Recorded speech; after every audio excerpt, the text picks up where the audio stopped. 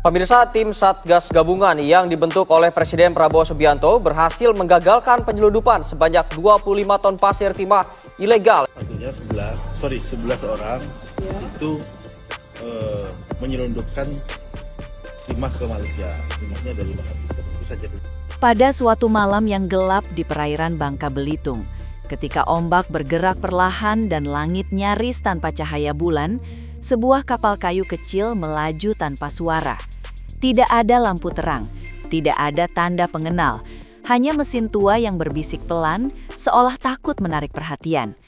Di dalam kapal itu tersusun rapi ratusan karung berisi pasir timah, totalnya 25 ton, nilainya miliaran rupiah. Tujuannya satu, menyeberang diam-diam menuju Malaysia. Namun malam itu berbeda.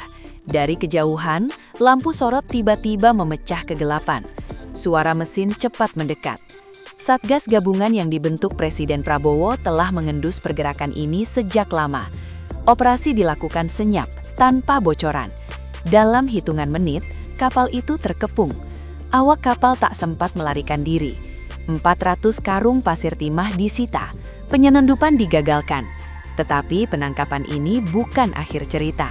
Justru disinilah kisah yang jauh lebih besar dimulai. Setiap tahun, tanpa banyak orang sadari, Indonesia kehilangan sesuatu yang nilainya bukan main. Bukan ratusan miliar, bukan 1 atau 2 triliun, melainkan puluhan triliun rupiah.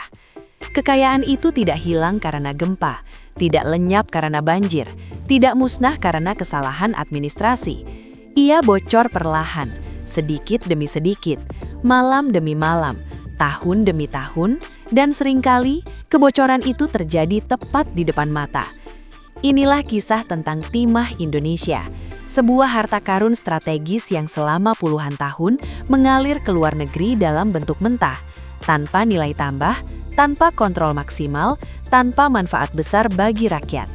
Dari tanah Bangka Belitung, pasir timah digali, dikumpulkan, dan seringkali dijual secara ilegal, lalu dibawa menyeberangi laut, menghilang, berubah menjadi produk bernilai tinggi di negara lain, sementara Indonesia hanya mendapat sisa debunya. Berbagai laporan media, data industri, dan pernyataan resmi pemerintah sepanjang 2025 hingga 2026 mengarah pada satu kesimpulan yang sama. Negara dirugikan dalam skala luar biasa besar. Kerugian akibat kebocoran timah ilegal diperkirakan mencapai 45 hingga 47 triliun rupiah setiap tahun.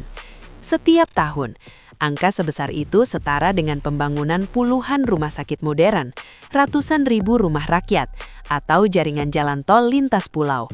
Namun uang itu tidak pernah menjadi rumah, tidak pernah menjadi sekolah, tidak pernah menjadi jembatan. Ia menguap, mengalir ke kantong gelap, menjadi kekayaan segelintir orang. Di dalam negeri, timah adalah komoditas strategis yang diatur ketat. Penambang resmi wajib menjual ke smelter legal. Mereka membayar pajak, mereka membayar royalti, mereka tunduk pada aturan lingkungan, mereka mengikuti regulasi negara. Semua itu wajar, karena sumber daya alam adalah milik rakyat. Tetapi cerita berubah ketika timah itu keluar dari sistem. Di Malaysia dan Singapura, harga biji timah mentah bisa 2 kali lipat lebih mahal. Tidak ada potongan pajak Indonesia, tidak ada kewajiban lingkungan, tidak ada birokrasi. Semua mengikuti harga pasar global. Perbedaannya bukan kecil, ini jurang keuntungan. Bagi penambang ilegal, selisih ini adalah tiket menuju kekayaan instan. Dalam beberapa bulan, hidup bisa berubah. Dari buruh tambang menjadi pemilik kapal, dari warga biasa menjadi bandar besar, dari anonim menjadi pemain. Maka, penyelundupan bukan lagi pilihan. Ia menjadi jalan utama. Kenapa hampir selalu Malaysia? Jawabannya sederhana sekaligus rumit. Malaysia memiliki industri smelter modern, teknologi tinggi, kapasitas besar. Mereka siap menerima bahan mentah dalam jumlah masif. Mereka mengolah pasir timah Indonesia menjadi batangan berkualitas internasional, lalu mengekspornya ke Tiongkok, Jepang, Korea, dan Eropa dengan harga jauh lebih tinggi. Indonesia menjual gabah, Malaysia menjual nasi goreng premium. Selain itu, jarak geografis sangat mendukung. Bangka Belitung berhadapan langsung dengan Selat Malaka, jalur laut tersibuk di dunia. Dengan kapal kecil, perjalanan hanya beberapa jam. Operasi dilakukan malam hari, saat hujan, saat ombak tinggi, saat patroli longgar. Permainan kucing dan tikus ini berlangsung bertahun-tahun. Bahkan laporan industri menyebutkan bahwa Malaysia menerima hingga 1.000 ton timah ilegal dari Indonesia setiap bulan. 1.000 ton setiap bulan. Ini bukan kebocoran, ini aliran deras. Situasi ini akhirnya mencapai titik kritis. Pemerintahan baru melihatnya bukan sebagai pelanggaran biasa, tetapi sebagai ancaman terhadap kedaulatan ekonomi. Negara sedang dirampok perlahan, dan pembiaran tidak bisa diteruskan. Inilah titik balik. Paradigma berubah. Hilirisasi yang dulu hanya slogan mulai dipaksakan. Kekayaan alam tidak boleh keluar mentah. Nilai tambah harus tinggal di dalam negeri. Negara harus menjadi pemain, bukan hanya penyuplai. Pemerintah membentuk Satgas Gabungan yang langsung bergerak. Ribuan tambang ilegal ditutup. Operasi dilakukan di darat dan laut. Kapal perang dikerahkan. Drone mengawasi. Patroli diperketat, jalur tikus dipersempit, aset senilai 6 hingga 7 triliun rupiah disita. Menariknya, aset itu tidak dihancurkan, ia diserahkan ke PT Timah untuk dikelola secara legal. Tujuannya jelas, menarik aktivitas ilegal masuk ke sistem resmi, mengubah gelap menjadi terang.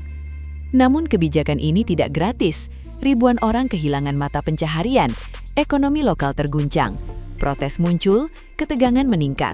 Tetapi pemerintah memilih jalan sulit.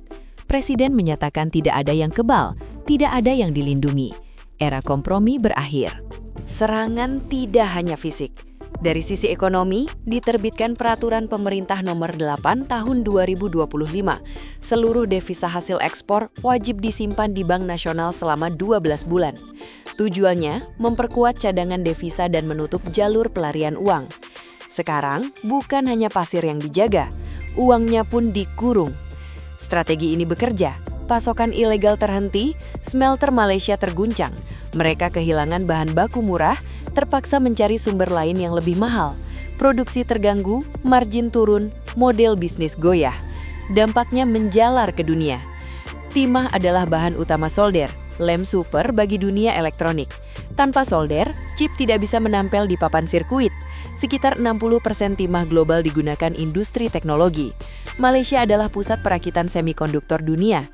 Ketika pasokan terganggu, biaya produksi naik, harga chip naik, smartphone, laptop, server, semuanya ikut terdampak. Satu kebijakan di Bangka Belitung mengguncang Silicon Valley. Inilah realitas ekonomi global. Tidak ada yang lokal, semua saling terhubung. Namun, Indonesia tidak berhenti. Setelah bahan baku diamankan, langkah berikutnya adalah membangun industri. Bukan hanya menjual solder, tapi membangun otaknya. Kerjasama dengan ARM Holdings dimulai. Dana ratusan juta dolar digelontorkan untuk mencetak insinyur chip. Universitas diperkuat, kurikulum diperbaharui, talenta diasah. Di Pulau Galang dekat Batam, proyek raksasa disiapkan. Investasi puluhan miliar dolar. Ekosistem lengkap dari pasir silika hingga wafer, dari panel surya hingga kaca teknologi, dari hulu ke hilir. Ambisinya jelas, Indonesia ingin naik kelas. Tantangannya besar, SDM terbatas, pengalaman minim, persaingan brutal. Industri semikonduktor adalah medan perang para raksasa. Tetapi Indonesia memiliki kartu truf, bahan baku strategis, posisi geografis, pasar besar, stabilitas regional. Tidak banyak negara punya itu. Dan semuanya bermula dari satu malam gelap, dari satu kapal kayu, dari 25 ton pasir timah. Perang ini bukan tentang pasir, bukan tentang karung, bukan tentang kapal. Ini tentang masa depan. Tentang apakah Indonesia akan terus menjadi pemasok murah atau bangkit menjadi pemain utama. Tentang apakah kekayaan alam akan terus bocor atau berubah menjadi kekuatan. Tentang pilihan antara dijarah atau berjaya. Dan kini pertarungan itu sedang berlangsung. Di laut, di pabrik, di laboratorium, di ruang rapat. Dan hasilnya akan menentukan nasib generasi berikutnya.